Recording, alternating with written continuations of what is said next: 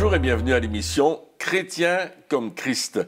Je suis encore avec sur le plateau Christine, Bonjour. Nathanaël et moi-même. Et nous allons parler d'un sujet très intéressant, les couronnes. Oui, dans la Bible, nous trouvons l'expression les couronnes. Alors Christine, de quoi s'agit-il ? Bien, le premier qui va en parler, c'est l'apôtre Paul dans 1 Corinthiens chapitre 9, versets 25 à 27. Et il nous dit que tous les athlètes s'imposent toutes sortes de privations et ils le font pour obtenir une couronne qui va se détruire. C'était les couronnes de laurier à l'époque, n'est-ce pas ? Mais nous, c'est pour une couronne indestructible. Moi donc, je cours, mais pas comme à l'aventure. Je boxe ou je frappe, mais non pour battre l'air. Au contraire, je traite durement mon corps et je le discipline de peur d'être moi-même disqualifié après avoir prêché aux autres. Et ici, l'apôtre Paul nous dit que ce qu'il y a devant nous, c'est une couronne indestructible, incorruptible, qui ne va jamais se détruire ou dévaluer. Et c'est cette couronne-là que le Seigneur nous demande de viser. Et ce qu'on voit aussi, c'est que l'apôtre Paul, pour avoir cette couronne, eh bien, il n'a pas peur de faire des sacrifices. Oui, c'est vraiment une couronne qui a de la valeur, que personne ne peut nous prendre, que voilà, quand on boxe, si on regarde la boxe, on voit que celui qui est champion cette année, si quelqu'un d'autre est champion l'année prochaine, eh bien, il perd le titre. Hein, la couronne est perdue, alors que ici c'est quelque chose qui est éternel aussi. Hein, c'est une couronne qui est éternelle. Et puis Paul, il dit voilà, moi je cours, mais pas pour rien.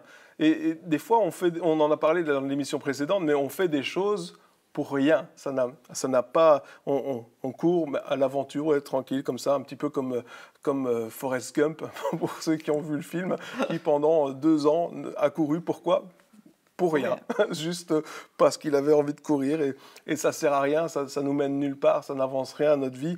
Où je boxe, mais pas pour battre de l'air. Moi, ça me fait penser à je ne sais pas si vous connaissez les consoles de jeux Wii. Et alors, on a des manettes et on peut jouer au tennis ou au bowling juste en tenant la manette. Alors, on doit mettre un fil parce que justement, les mouvements qu'on fait...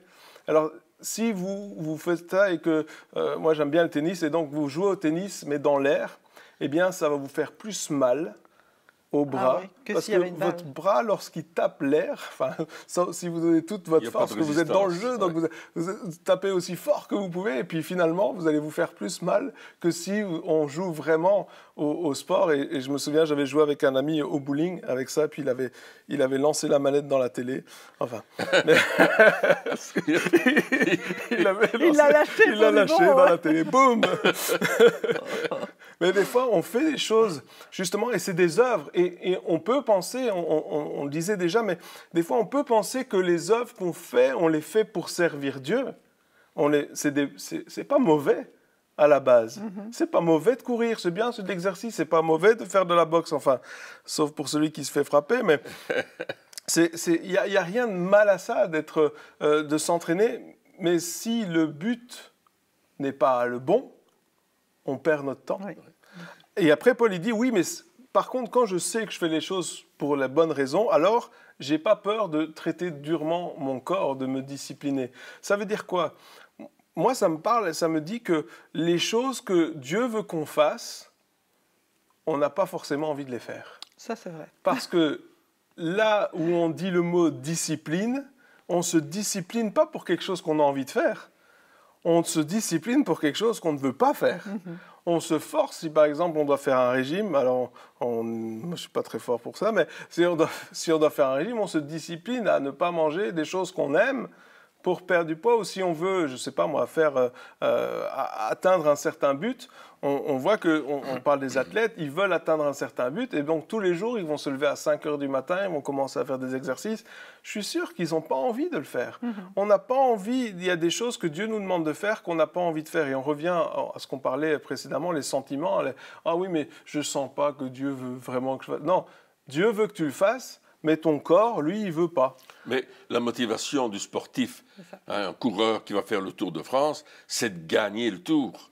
c'est de gagner la couronne, c'est d'aller jusqu'au bout et de gagner peut-être la somme qu'on va leur donner lorsqu'ils vont remporter une étape, etc. Et ils se donnent à fond et il y en a quand ils ont terminé, vous les écoutez dans le reportage, ils sont essoufflés, ils n'en peuvent plus, ils ont mal aux jambes, on doit les masser, etc. Mais ils se sont donnés à fond et c'est ce que Paul dit. Ouais. Qui traite durement son corps, c'est-à-dire il ne va pas s'arrêter dans la montée en disant « Oh non, j'en peux plus, moi, je vais pousser mon vélo ». Non, non, il dit « Je vais y aller jusqu'au bout et je vais remporter la victoire ». Et généralement, quand on fait ce genre de choses, à un certain moment, il y a un point où dans la course ou dans le sport qu'on fait, on est arrivé à notre limite. En tout cas, c'est ce qu'on pense. Mais si on donne un coup en plus, on dépasse notre limite et on remporte la victoire. Et Paul dit, je traite durement mon corps, je me discipline de peur d'être moi-même disqualifié. On est disqualifié quand on ne court pas selon les règles. C'est ce qu'il dira dans un autre texte de l'Épître à Timothée. Il dira que si on ne court pas selon les règles, on est disqualifié. On doit courir selon les règles de la parole de Dieu, selon les règles de Dieu, pour avoir la couronne. Mais c'est encourageant en tout cas, parce que ça veut dire que c'est normal dans notre vie de tous les jours d'avoir des difficultés des fois. C'est normal d'avoir envie d'arrêter. C'est normal de lorsqu'on sert Dieu, des fois être découragé ou se dire « Ah oui, mais est-ce que vraiment ça a un sens ?» Est-ce que... Des fois, on se dit ah, « Si tu penses ça, c'est que tu n'as pas la foi. » Non, non, si tu penses ça, c'est tout à fait normal parce que tu es justement dans cette course, tu es dans cet exercice, tu es en train de traiter durement ton corps. Et lorsque ton corps arrive à ses limites, eh bien, justement, il te dit maintenant, arrête, arrête. Le corps crie, arrête, et toi, tu continues. Et le corps continue à te dire, arrête, et toi, tu continues. Je me souviens que j'ai fait, ça m'est arrivé, j'ai fait de l'exercice, et j'allais à chaque fois un peu plus loin, toujours un peu plus loin. Mais à chaque fois, mon corps me disait, arrête, c'est tout. Et je voyais les battements de cœur sur la machine qui disaient, il crevait le plafond. Et pour me dire, mais ça suffit, c'est tout. Oui, mais quand on continue encore et encore et encore, à un certain moment, on voit qu'on arrive à dépasser. Mais le seul moyen, et c'est ce qu'on a dit, c'est d'avoir un but. Et moi, je me disais, OK, aujourd'hui, je vais faire autant. Je vais faire autant. Et je vais faire autant avec un tel temps, etc. Donc, ça me poussait à me dire, ah, OK, il faut que j'aille plus vite. Il faut que... Et on doit se donner le but, et on doit toujours avoir une vision. On doit toujours avoir un objectif. Et de la discipline. Et de la discipline. Mais sans objectif, t'as pas de discipline. On n'a pas de discipline, on n'arrive nulle part. Et c'est pour ça que Paul, il disait, en faisant attention, moi-même, en disant aux autres, parce que c'est facile de faire la leçon, hein. Oui, mais tu devrais prier plus, tu devrais faire plus ceci, plus cela. Ne demande rien aux autres que tu n'es pas prêt à faire toi-même. Parce que sinon, ça te fait de toi un hypocrite, tout simplement. Ça.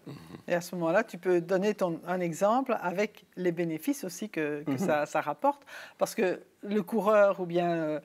je suppose qu'à la fin de ton exercice, tu étais content d'être arrivé jusqu'au bout et puis de t'être dépassé.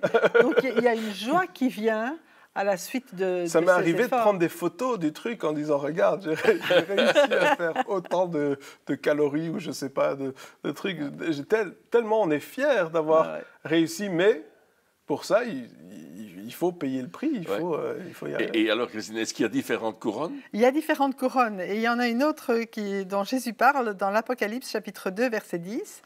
Et il dit là, « Ne redoute pas ce que tu vas souffrir. Voici, le diable va jeter quelques-uns d'entre vous en prison, afin que vous soyez mis à l'épreuve, et vous aurez 10 jours de détresse. Sois fidèle jusqu'à la mort, et je te donnerai la couronne de vie. » Alors là, ici, c'est quelque chose de bien particulier, mais on sait qu'il y a des milliers de chrétiens qui meurent chaque jour pour leur foi, et ils acceptent cela, ils ne renient pas leur foi, ils acceptent de mourir parce qu'ils ont en vision la couronne de vie. Et pour nous aussi, on parlait de la peur de la mort, mais quelque part, quand on a en vision cette couronne de vie, mais la peur de la mort, elle disparaît. Oui, la vie a plus de valeur voilà, exactement. Que la mort. Et quelque part, cette couronne de vie a plus de valeur même que notre propre vie. Ah, donc on voit, il y a la couronne incorruptible, ici la couronne de vie, qui a une telle valeur qu'on peut se dire, OK, finalement, que je vive, que je meure, du moment que je meurs pour la bonne cause, eh bien, j'ai pas peur parce que je vais avoir cette couronne de vie qui est extraordinaire. La première, c'était la couronne incorruptible. Oui. Ici, c'est la couronne de vie. Et puis, il y a la couronne de gloire. La couronne de gloire. Nous la lisons dans 1 Pierre, chapitre 5, versets 2 à 4. Et là, il parle, bien sûr, au pasteur. Il dit « Prenez soin du troupeau de Dieu qui est sous votre garde, en veillant sur lui, non par contrainte, mais de bon gré, selon Dieu. Faites-le non par recherche d'un gain, mais avec dévouement, non en dominant sur ceux qui vous sont confiés, mais en étant les modèles du troupeau.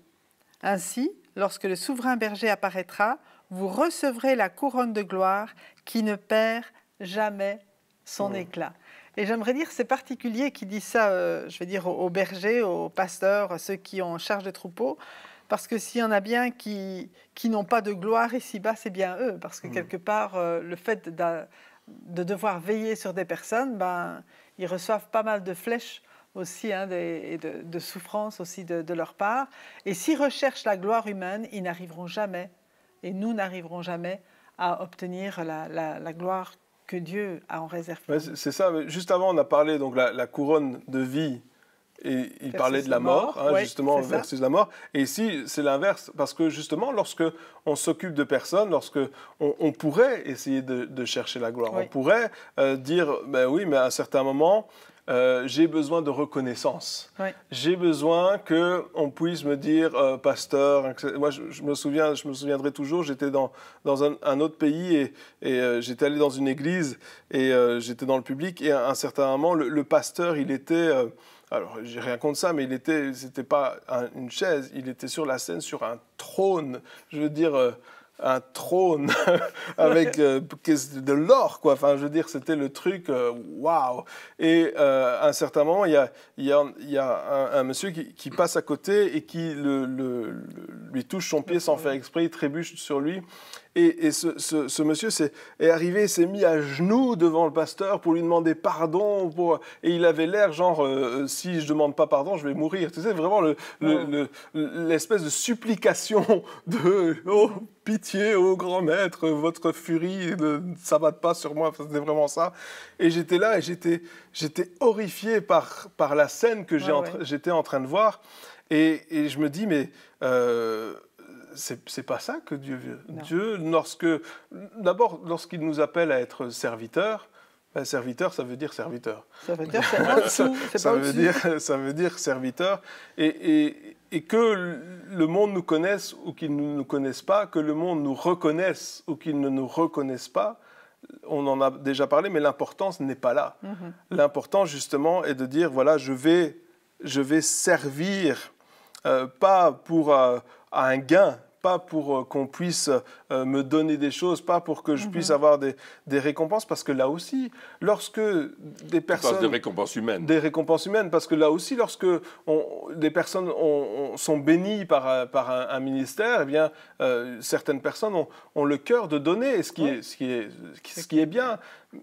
Mais le danger, après, c'est de rechercher cela. C'est de dire, ça m'est arrivé une fois, je vais essayer de manipuler les choses pour essayer d'avoir un gain. Et ce n'est pas la bonne raison. Encore une fois, la raison derrière. Pourquoi est-ce que nous faisons ce que nous faisons? Est-ce que c'est par dévouement ou est-ce que c'est par recherche d'une vaine gloire quelque part? Et puis, toutes ces personnes qui nous sont confiées, elles ont de la valeur. Exactement. Elles ont de la valeur et elles doivent avoir de la valeur à nos yeux. Et peu importe la taille de leur portefeuille, peu importe l'apparence physique, peu importe leur connaissance et leur niveau intellectuel, chacune de ces personnes a de la valeur et chacune doit être traitée de la même manière. Et ça, c'est quelque chose aussi sur lequel nous, ministères, nous devons travailler. Il n'y a personne qui y est arrivé déjà, mais on doit travailler là-dessus en disant...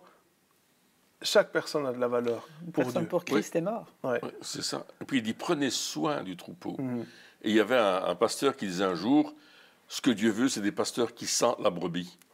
Parce qu'ils sont proches de leur troupeau, ils sont proches de leur brebis, non pas pour dominer sur elles, non pas pour les frapper, non pas pour, je ne sais pas moi, faire autre chose avec, mais simplement pour prendre soin.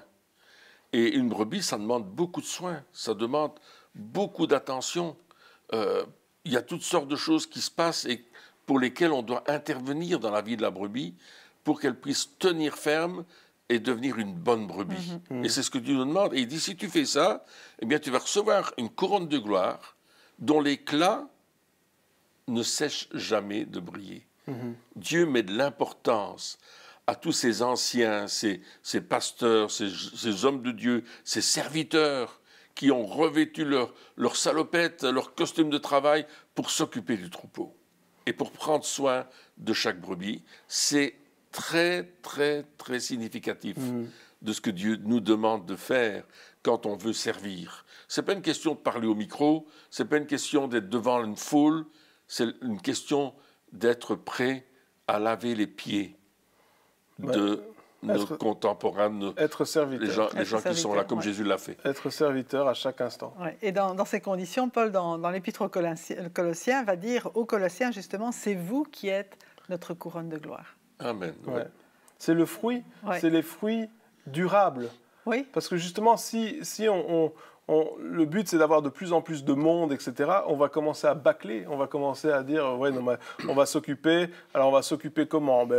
On va leur mettre un film, hein, ils apprendront bien la parole de Dieu au travers d'un film, ou on va alors qu'on a besoin de prendre soin les uns des autres. Et alors, il y a les ministères de pasteurs qui sont en place, qu'on appelle pasteurs d'église, etc. Mais chacun d'entre nous sommes appelés à prendre soin les uns des autres. Justement. Alors, on doit prendre soin, et effectivement, on peut appeler ça pasteur. Alors, ce n'est pas une carte ou un titre ou une étiquette, mais aussi, si on attend à ce que le pasteur principal de l'Église et les pasteurs responsables s'occupent de tout le monde, ce n'est pas possible. Non. Mais si on commence à prendre soin les uns des autres, à se dire « Ah, mais ce frère-là, ça fait un petit temps que je ne l'ai pas vu, je vais l'appeler, ou je vais aller le voir, je vais lui envoyer un message. Eh bien, à ce moment-là, on prend notre rôle au sérieux, parce qu'on prend soin de chaque personne. Et ces personnes-là, peut-être qu'elles sont en train de se perdre, peut-être qu'elles ont des mauvaises influences, peut-être qu'il y a des choses dans leur vie qui ne vont pas et qu'elles ne disent pas. Mais peut-être que si nous, on va et qu'on prie pour elles, qui sait, peut-être Dieu va nous donner une vision, une révélation, on va leur dire « J'ai reçu cette parole ou ce verset-là pour toi aujourd'hui. » Peut-être ça peut te bénir, peut-être qu'il ne va pas répondre tellement il est mal, peut-être qu'il ne répondra pas, mais on prend soin. Et je pense que c'est de notre responsabilité à chacun. De chacun. Ouais. Chacun. Exactement, oui. Alors Christine, il y a une autre couronne? Il y a encore une autre couronne. Allez, la couronne de justice, on y va. Allez, on fonce. Un corrupteur. Incorruptible, la vie, la gloire. Et ici, la justice. 2 Timothée 4,8. Désormais, la couronne de justice m'est réservée. Le Seigneur, le juste juge, me la remettra en ce jour-là. Et non seulement à moi, mais aussi à tous ceux qui auront attendu avec amour sa venue. Donc, cette couronne de justice, c'est pour ceux qui marchent dans la justice de Christ. Et qui aiment l'avènement. Et qui aiment l'avènement de Christ, parce qu'on attend la manifestation, justement, de la justice de Dieu. On sait que quand Jésus revient, il vient avec sa rétribution, il vient avec sa justice, parce qu'on vit dans un monde où l'injustice, si on regarde autour de nous, elle n'est pas là. Mais nous sommes... Elle est là. L'injustice est là. Oui. L'injustice est là, oui. La justice n'est pas là. Oui, OK. Mais nous avons été revêtus de la justice de Christ. Et donc, l'avènement du Seigneur, c'est quelque chose que nous chérissons, que nous attendons. Seigneur, c'est quand que tu reviens. On voudrait bien que tu sois là déjà maintenant. Et en plus, on travaille pour ça. Et on travaille pour ça. Et on en parle, et on travaille, et exactement. on prévient et on les prépare. gens. Il faut se préparer les uns les autres, préparer l'Église pour ce retour, cet avènement de Jésus-Christ. Et à ce moment-là, bien, il y aura cette couronne de justice. Parce qu'on a recherché... Ici-bas déjà, on a recherché la justice de Dieu, on a recherché son royaume, et lui vient avec cette et en plus, Jésus est notre justice. Oui, tout à fait. C'est ce que dit Paul aux Corinthiens, oui, c'est ça, justice. 1 Corinthiens, chapitre 1, verset 30, je pense. Il dit qu'il est notre justice, notre rédemption, etc. C'est extraordinaire. Donc on attend celui qui nous a rendus justes. On va le voir venir. Oui, et puis il dit aussi attendre avec amour. Ça veut dire avec amour du retour, mais aussi avec amour pour ceux qui sont autour de nous. Oui. Et cet amour, justement, va nous pousser à les préparer. Ça va nous pousser à servir. Ça va nous pousser à annoncer la bonne nouvelle. Et c'est extraordinaire parce que c'est l'amour de Dieu qui nous pousse à aimer ceux qui sont autour de nous, et c'est parce que nous les aimons qu'on veut les avertir. C'est parce que nous les aimons qu'on veut les empêcher de tomber. Des fois, il y a des personnes qui disent « Oui, mais il faut faire attention à ce que tu dis, comment tu dis les choses, il ne faut pas choquer, hein, il faut le dire calmement. » Oui, mais s'il y a quelqu'un qui est en train qui est à cheval et qui court vers le ravin, vers le précipice, qu'est-ce qu'il faut faire ? Stop! Est-ce que, s'il te plaît, peut-être, tu voudrais bien t'arrêter? Il ne va pas t'entendre.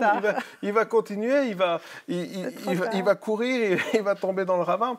Et ce n'est pas de l'amour, ça. Alors, je ne dis pas qu'il ne faut pas avoir de sagesse. Dieu nous donne un esprit de révélation et de sagesse. Il faut avoir de la sagesse. Mais il y a certaines fois, il faut simplement dire maintenant, écoute, voilà ce qui se passe. Ce que tu es en train de faire là, ça va te conduire. Combien de témoignages on a entendus où des personnes avaient entendu des phrases choc, et c'est ces phrases choc-là, choquantes, qui les avaient poussés à venir à Dieu. C'est ces phrases choquantes qui les avaient interpellés, et qui, peut-être la réaction sur le coup n'est pas bonne, en disant maintenant tais-toi, j'ai pas envie de t'entendre, mais lorsqu'on entend quelque chose, on réfléchit après. On réfléchit, et c'est cet amour-là qui doit nous pousser. C'est pas la condamnation, le jugement, dire « ouais, toi, t'es pas assez bien », etc. Non, mais c'est cet amour en disant « Dieu t'aime, et parce que Dieu t'aime, il veut pas que tu meurs, il veut pas que tu ailles en enfer. Dieu veut que tous soient sauvés. C'est son désir, c'est sa volonté. Et si c'est sa volonté, ça doit être la nôtre également. Amen, tout à fait. Avertir les gens de cette couronne, qu'on va recevoir cette couronne. C'est extraordinaire, toutes les couronnes. Hein. Est-ce qu'il y en a encore une? Encore une, allez, on va y couronne de joie. Wow. Ah. 1 Thessaloniciens, chapitre 2, versets 19 à 20. En effet, quelle est notre espérance ou notre joie ou notre couronne de gloire? N'est-ce pas vous aussi devant notre Seigneur Jésus lors de son retour? Oui, vous êtes notre gloire et notre joie. Donc, c'est vrai que lorsqu'on reçoit une couronne, il y a cette joie. Hein. Et Jésus a dit aussi que quand on sera avec lui au ciel, il va enlever toute larme, il va effacer toute larme de nos yeux, parce que ce sera la joie de Dieu qui sera là et uniquement. Et déjà aujourd'hui, je veux dire, on a les prémices de cette joie. Quand on regarde un peu même toutes ces couronnes, parfois, il nous donne l'occasion de goûter un petit peu des prémices, un avant-goût, pour nous dire, mais oui, mais la plénitude, elle viendra aussi. Mais persévère dans cette espérance aussi. Parce que c'est vrai qu'il y a justement, lorsque nous vivons, on a des moments de tristesse. Oui. Et encore une fois, c'est normal. Oui. Encore une fois, c'est pas parce qu'on n'a pas assez la foi, c'est pas parce qu'on n'est pas assez spirituel, c'est des choses qui sont tout à fait normales. On vit des fois et on vit des choses qui sont tristes. On voit des personnes aussi, moi, ce qui m'attriste le plus, c'est quand je vois des personnes qui font les mauvais choix. Ça m'attriste tellement de voir ça. Et il y a ces moments justement de tristesse. Mais la tristesse, il faut faire attention parce que la tristesse, si on ne regarde pas à Jésus, elle peut nous conduire au désespoir. C'est vrai. Elle peut nous conduire à arrêter de rêver, arrêter d'espérer, arrêter de voir ce que Dieu fait, parce que les choses tristes que nous avons vécues, elles essaient de nous mettre comme dans un cocon, ça met comme une couverture autour de nous qui nous empêche de voir, qui nous empêche d'espérer en Dieu. Et ici, il est dit, non, mais on va continuer à avoir cette joie, parce que nous espérons, on a cette espérance en Dieu, et l'espérance, elle ne meurt pas, elle ne trompe pas. On n'a jamais tort d'espérer, on n'a jamais tort de dire, oui, mais moi je veux espérer. Et alors, certaines personnes vont dire, oui, mais toi, tu es un optimiste, toi, tu vois toutes les choses. Moi, souvent, il y a des personnes qui vont dire, oui, mais toi, tu es un optimiste, toi, éternel optimiste, les gens. Et je continue à espérer. C'est pas se masquer, se cacher la vérité. C'est pas ça. Hein. C'est pas dire non, mais tout va bien, tout est bon. Non. C'est dire les choses ne vont pas bien, mais j'espère. Oui. Mais j'espère, mais je prie, j'intercède, je continue, j'avance, parce que cette espérance, le fait que nous continuons, le fait qu'on ne laisse pas justement la tristesse régner sur notre vie, eh bien, ces choses-là vont faire que, à un certain moment, il va y avoir une percée. Oui. Et ce que je vois, c'est que Paul se réjouissait de voir l'évolution des Thessaloniciens, et puis d'autres aussi, les Colossiens et Philippiens, et on peut dire tout. Mais ce qui doit nous réjouir, c'est de voir l'évolution, la croissance, la maturation, pour devenir mature, de la vie chrétienne. Ouais. Et ça nous donne de la joie. J'ai de la joie de voir qu'un frère, qu'une sœur n'arrive plus en disant « je ne suis pas capable de faire ça », en disant « j'ai réussi, je l'ai fait, c'est ma joie ». Et là aussi, on est de ceux et de celles qui apportons des mots d'encouragement aux gens. Et c'est ce qu'il dit aux Thessaloniciens. Il dit « est-ce que vous n'êtes pas pour nous notre couronne de joie et de gloire ?» Il dit, oui, je vous encourage. C'est vous, quand je vous vois... Quand on voit les fruits. Oui, quand je vois vivre vos fruits, ben, vous nous donnez beaucoup de joie. Et ça, c'est chouette quand tu vois... allez, prenons un exemple de la famille. Tu aides ton enfant à faire ses devoirs, à étudier, et puis il revient de l'école et il dit, papa, j'ai réussi, maman, merci, tu m'as aidé dans le cours d'histoire. Ça y est, j'ai vraiment retenu et j'ai tous mes points. Wow, tu te dis, gloire à Dieu, tu as de la joie. C'est une fierté, une forme de fierté, mais qui est une bonne fierté. Oui, mais c'est ça. C'est ça, ouais. Mais en même temps, c'est normal. Oui. Parce qu'on travaille, on fait des choses, et puis Dieu dit, wow, et vous ne faites pas ça pour rien. C'est vrai. Vous allez avoir une récompense. Et une chose aussi qu'il faut remarquer dans toutes ces couronnes, c'est que ces couronnes-là, elles sont éternelles. Elles sont éternelles. Et ça, c'est quand même extraordinaire de voir que les couronnes, elles sont éternelles. Ce que nous faisons pour Dieu a un impact éternel. Pas juste d'un instant, d'une année, de 2 ans. Si on construit une maison ici sur la terre, la maison, elle va tenir peut-être 100, 150, 200 ans, et puis après on appellera des ruines, parce que ça ne tiendra pas. Ça va peut-être durer longtemps, mais pas éternellement. Alors que les choses que l'on fait pour Dieu, non seulement personne ne pourra nous le reprendre, parce que personne ne peut voler les fruits qu'on porte pour Dieu, ces fruits qui sont éternels, mais en plus de cela, ils n'ont pas de fin. Éternellement, on pourra dire, voilà, ça c'est ce que j'ai fait, c'est ce que j'ai fait pour Dieu, c'est ce que j'ai accompli, j'ai obéi, j'ai payé le prix, j'ai fait le sacrifice. Et ce n'est pas de l'orgueil de dire ça, parce que Paul le disait, il dit, maintenant j'ai couru la course, j'ai achevé, j'ai continué, j'ai payé le prix, et maintenant la couronne de gloire m'est réservée. Les récompenses. C'est les récompenses, et c'est pas de l'orgueil, parce que l'orgueil c'est de dire, moi je veux faire ça pour que les hommes me voient et qu'ils me donnent la gloire, alors qu'ici, on fait ces choses-là, pas pour notre gloire, mais pour la gloire de Dieu. Et puis Dieu, il vient et dit, voici la couronne. Voici première, deuxième, troisième, on va avoir un stack, un tas de couronnes qui seront là. Et c'est extraordinaire de voir que Dieu, il aime ce que nous faisons. Il est reconnaissant. On aime ce que Dieu fait, mais Dieu aime aussi ce que nous faisons. Il est fier des œuvres que nous faisons pour et avec lui. Avec Dieu, nous ferons des exploits. Absolument. Et nous en faisons, gloire à Dieu. Eh bien, chers amis, merci de nous avoir suivis encore pour cette émission. Et on se retrouve très bientôt pour la suite. Au revoir.